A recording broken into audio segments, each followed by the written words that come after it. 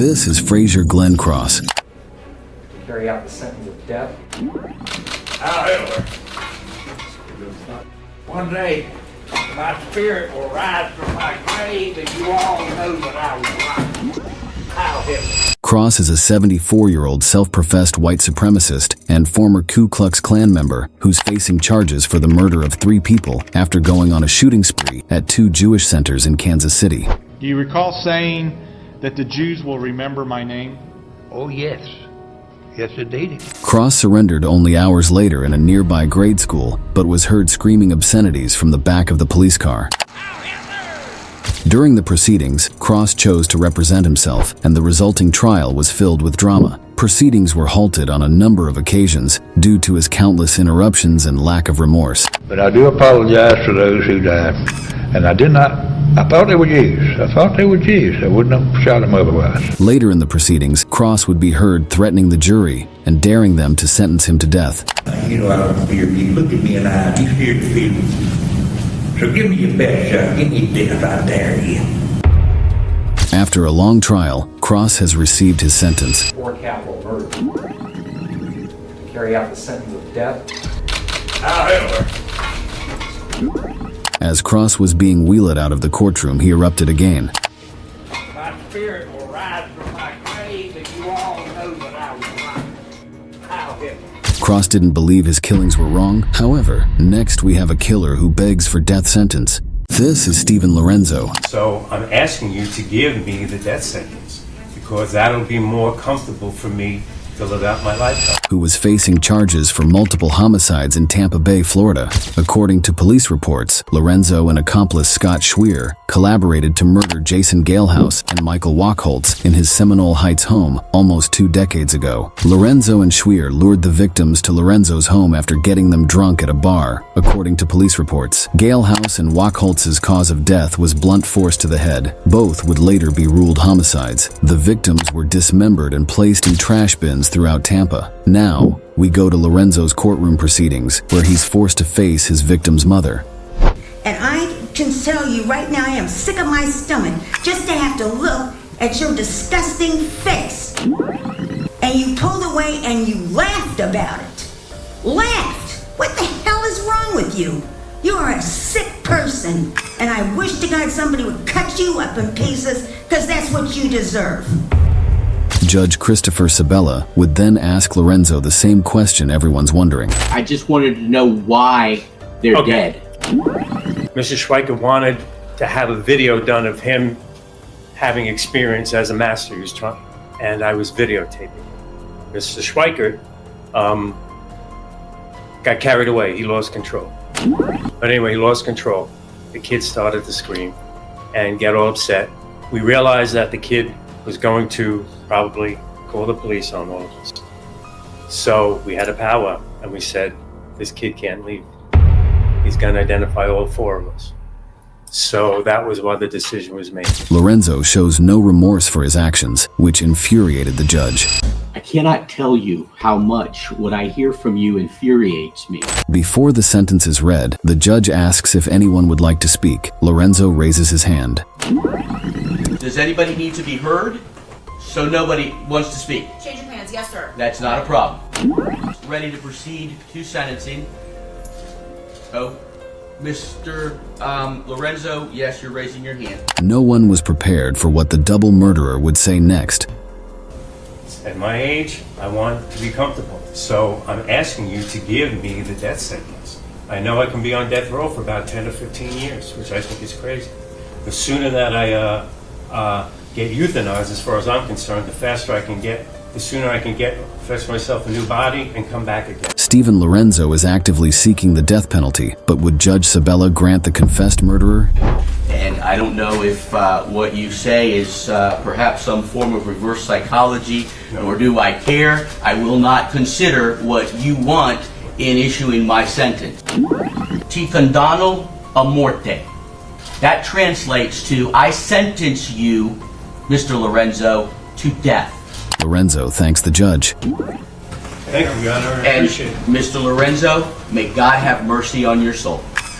My soul is fine, thank you, sir. Stephen Lorenzo took the life of 2 people he met at a bar.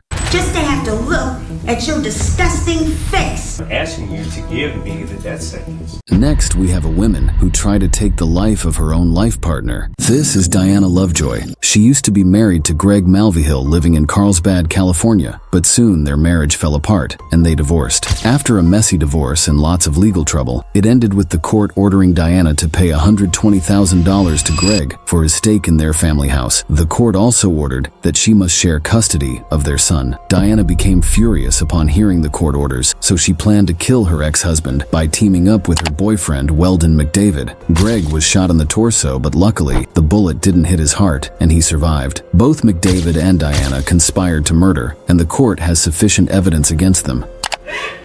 It's so painful that some people in this world seem to think that I would have it in me to do this. Interestingly, she fainted in court. She lowered her head down toward the defense table for a few seconds. Verdict. We, the jury, find the defendant, Diana Jean Lovejoy, guilty of the crime of attempted murder of Greg Mulvihill.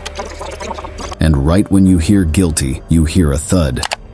Guilty of the crime of conspiracy to commit murder. It silenced the courtroom, aside from hearing her family cry in the background.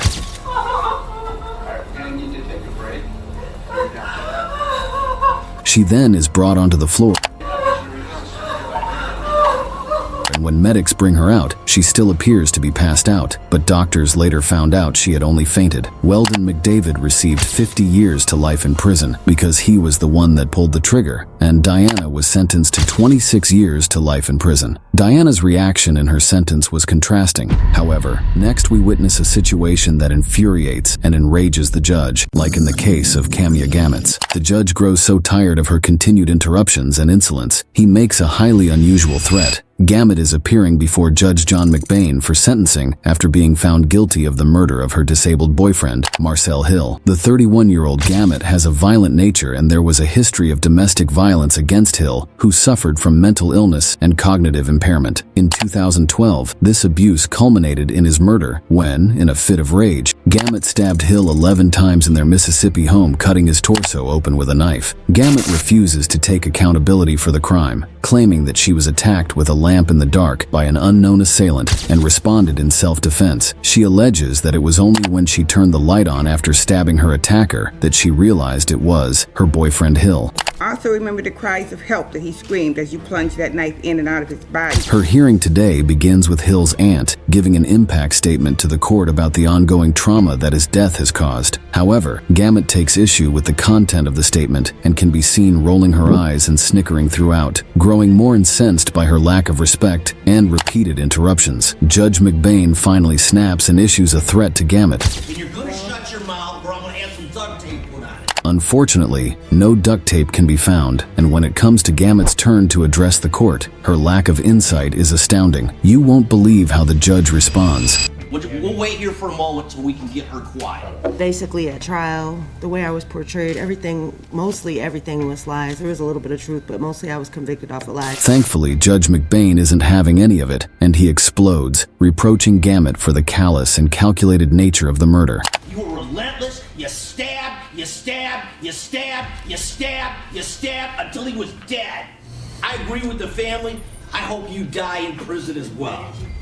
You know, if this was a death penalty state, you'd be getting the chair. Gamet is ultimately sentenced to life in prison, and she continues to sneer and roll her eyes as she is led from the court to face her punishment. She later appeals the sentence, claiming that the judge failed to remain impartial. She is denied, and her conviction for first-degree murder stands. Camia Gamet case is a prime example of crazy case. However, 100-mile-per-hour car chase might even be considered to be a little more crazy, like in the infamous case of Ryan Stone. This is Ryan Stone, a Colorado man that went on a crime spree that spanned 5 counties and was broadcasted live by a news station's helicopter. Stone was convicted of carjacking 3 vehicles, including one with a 4-year-old inside the SUV. Authorities said when Stone sped away, he led police on a chase at speeds over 100 miles per hour. If we rewind here, you can just barely see a vehicle that Stone was driving, clipping a trooper with a Colorado State Patrol as he was trying to place stop sticks. He ended up with serious injuries. You see Stone pull out another victim from their vehicle and drive off. He heads right into a busy intersection, and now the chase is on foot. He books it off the road into a parking lot, running in between two buildings. As he slips on the ice, he loses his jacket. Now, there's just a fence in his way, but nope, it's too high. Cops now close in, and he finally surrenders. Stone is now in the county jail, but he believes he should be getting paid for his internet fame while breaking the news to his friends about the high-speed chase. Hey, did you know I made the news in the UK and Australia? What? Yeah, you get paid by YouTube.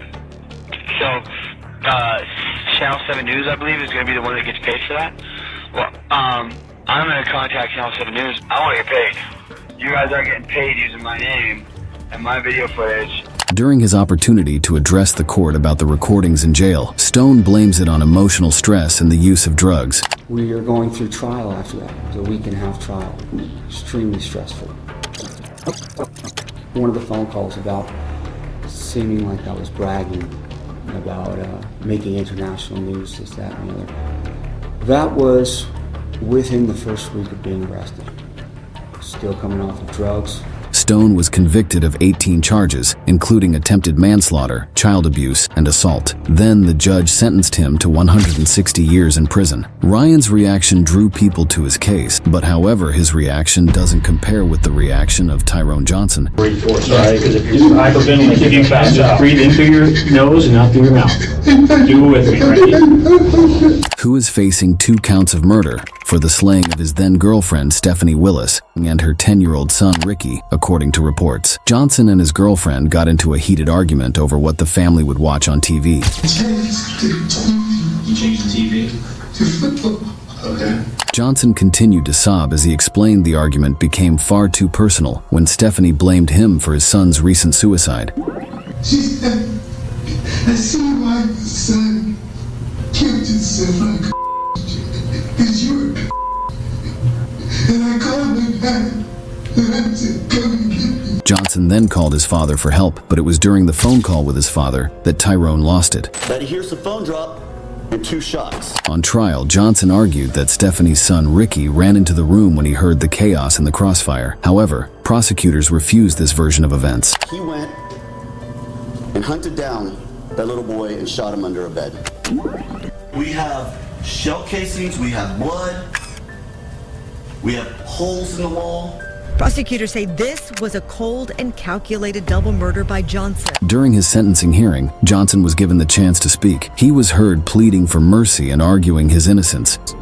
Truly remorseful and deeply sorry. The state, knowing nothing about me, would have you believe that before you was a vicious man who went hunting for human lives. Now the victim's family gets the chance to address the court. Grief we feel is never ending. Every minute of every day. We will never watch him grow up, never see who he would have become. The judge went on to explain how atrocious the murders were. Suffice it to say that a precious child is dead. This murder was heinous, atrocious, and cruel. And now, the sentence. For those acts, I sentence you to death.